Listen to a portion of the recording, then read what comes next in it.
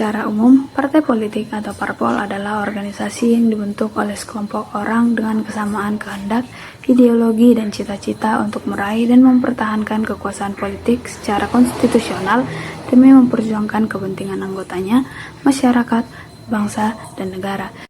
Sedangkan, menurut Syarbaini, partai politik merupakan organisasi yang memiliki tujuan tertentu dari anggotanya untuk memperoleh kekuasaan melalui pemilu yang dapat dilaksanakan pada situasi politik negara yang demokrasi.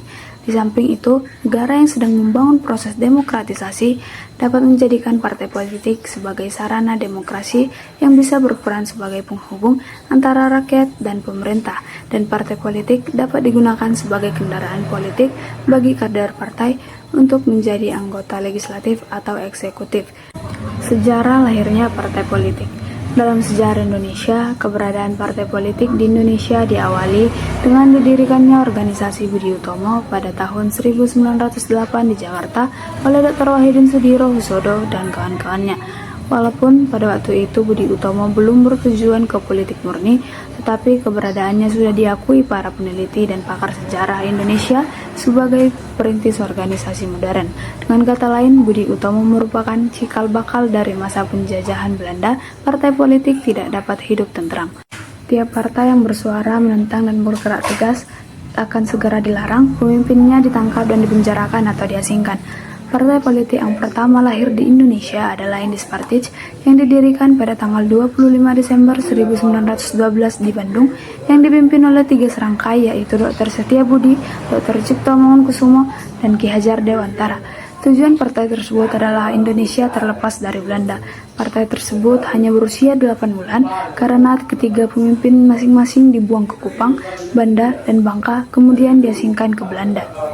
Baiklah, di sini saya akan menjelaskan tentang tujuan parpol. Partai politik bertujuan untuk menjadi tempat di mana warga negara yang memiliki kesadaran yang tinggi dapat secara aktif berpartisipasi dalam politik, menjadi wadah di mana kepentingan-kepentingan masyarakat dapat dikumpulkan dan diwakili, menjadi alat dalam usaha untuk menekankan dan mempertahankan kekuasaan politik, dan menjadi tempat berkumpul bagi masyarakat atau kelompok yang memiliki ideologi dan kepentingan yang serupa. Dan ada pula fungsi parpol. Fungsi yang pertama yaitu fungsi sosial politik, proses melalui mana seseorang memperoleh sikap dan orientasi terhadap fenomena politik yang umumnya berlaku dalam masyarakat di mana ia berada.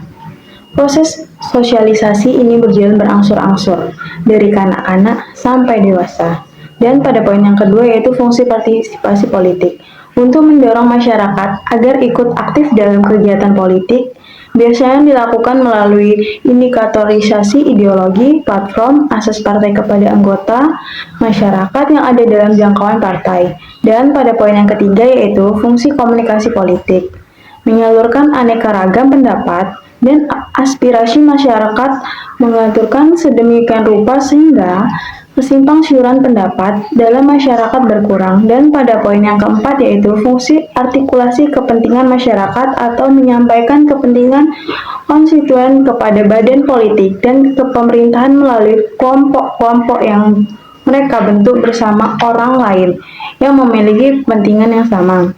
Bentuk artikulasi yang paling umum di semua sistem politik adalah pengajuan permohonan secara individual kepada anggota legislatif, pejabat, pemerintah, atau dalam masyarakat tradisional, kepada kepala desa, atau kepada kepala suku. Baiklah, di sini saya akan menjelaskan tentang fungsi parpol, peranan parpol, kategori parpol. Fungsi agregasi kepentingan. Fungsi parpol untuk memadukan semua aspirasi yang ada di dalam masyarakat dan kemudian dirumuskan sebagai program politik dan diusulkan kepada badan legislatif. Fungsi pembuatan kebijaksanaan. Fungsi ini adalah fungsi parpol setelah parpol meraih dan mempertahankan kembali kekuasaan di dalam pemerintahan secara konstitusional. Kekuasaan dimaksud adalah kekuasaan di lembaga eksekutif dan legislatif. Peranan parpol dalam proses pendidikan politik sebagai sumber rekrutmen para pemimpin bangsa guna mengisi berbagai macam posisi dalam kehidupan bernegara. Ya, sebagai lembaga yang berusaha mewakili kepentingan masyarakat. 4. Sebagai penghubung antara penguasa dan rakyat. Kategori parpol. 1. Partai massa mengutamakan jumlah anggota yang besar dan beragam aliran, tetapi seringkali mengalami kesulitan dalam menjaga persatuan. 2. Partai kader memiliki struktur organisasi yang ketat dan disiplin anggota yang tinggi, seringkali melakukan seleksi ketat terhadap calon anggota. Baiklah, di sini saya akan menjelaskan pengertian pemilu. Pemilihan umum atau biasa disebut pemilu merupakan salah satu pilar utama dalam sistem demokrasi di suatu negara. Konsep pemilu melibatkan partisipasi aktif warga negara dalam menentukan pemimpin dan perwakilan mereka dalam pemerintahan. Di banyak negara, pemilu dianggap sebagai sarana utama untuk mengukur legitimasi dan kredibilitas pemerintah serta representasi politik yang adil. Sebagai proses inti dalam demokrasi, pemilu memberikan warga negara hak untuk mengekspresikan kehendak politik mereka melalui pemilihan perwakilan yang dianggap paling mewakili kepentingan mereka. Partisipasi dalam pemilu memungkinkan rakyat untuk memengaruhi kebijakan publik, membentuk pemerintahan, dan mempengaruhi arah negara mereka. Sejarah pemilihan umum. Awal pemilihan umum. Pemilihan umum telah ada sejak zaman kuno, meskipun dalam bentuk yang berbeda-beda. Di banyak masyarakat kuno, pemilihan pemimpin atau perwakilan dilakukan melalui berbagai mekanisme, mulai dari pemilihan oleh elit politik hingga pemilihan melalui sistem representatif. B. Perkembangan demokrasi modern. Konsep demokrasi modern dan pemilihan umum sebagai bagian integral dari itu mulai berkembang di Eropa pada abad ke-18 dan ke-19. Negara-negara seperti Inggris, Prancis, dan Amerika Serikat menjadi pelopor dalam menerapkan sistem pemilihan umum yang inklusif dan representatif. C. Perjuangan hak pilih. Di banyak negara, hak untuk memilih awalnya terbatas pada kelompok tertentu, seperti kaum bangsawan atau pemilik tanah. Perjuangan panjang telah dilakukan untuk memperluas hak pilih kepada seluruh warga negara, termasuk perjuangan hak pilih perempuan dan hak pilih bagi minoritas. D. Inovasi dalam sistem pemilihan. Seiring dengan perkembangan teknologi dan pemahaman tentang demokrasi, sistem pemilihan umum terus berkembang. Penggunaan teknologi informasi dan metode pemungutan suara yang lebih efisien serta transparan menjadi tren dalam pemilihan umum modern.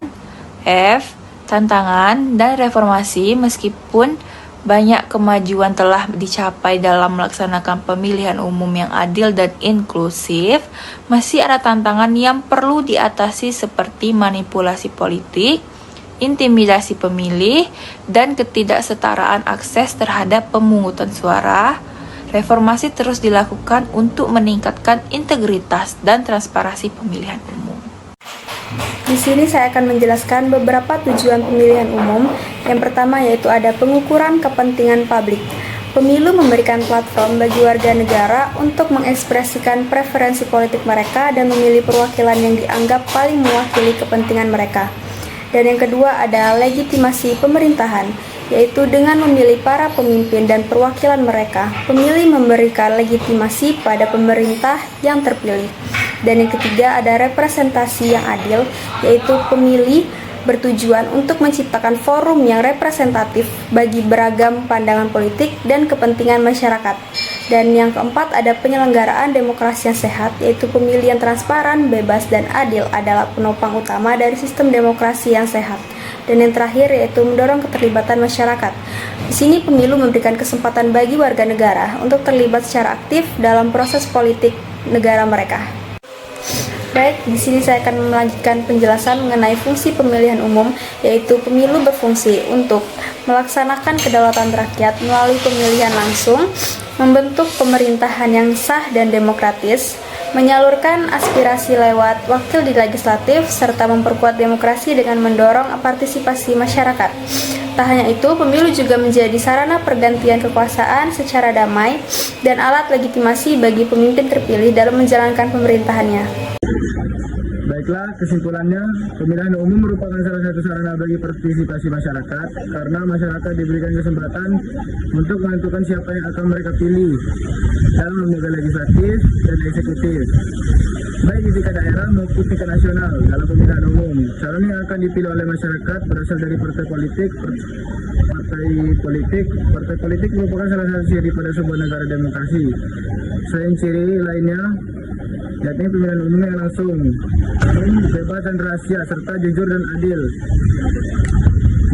melalui politik. Aspirasi rakyat diformulasikan secara sistematis dan diartikulasikan untuk menjadi keputusan-keputusan politik yang mempengaruhi penyelenggaraan negara atau kebijaksanaan publik lainnya. Yang keduanya saling terkait dan harus mampu mewakili serta mendorong kesejahteraan masyarakat dan meningkatkan kualitas demokrasi. Sekian pemaparan dari kelompok kami, lebih dan kurang mohon maaf. Wassalamualaikum warahmatullahi wabarakatuh.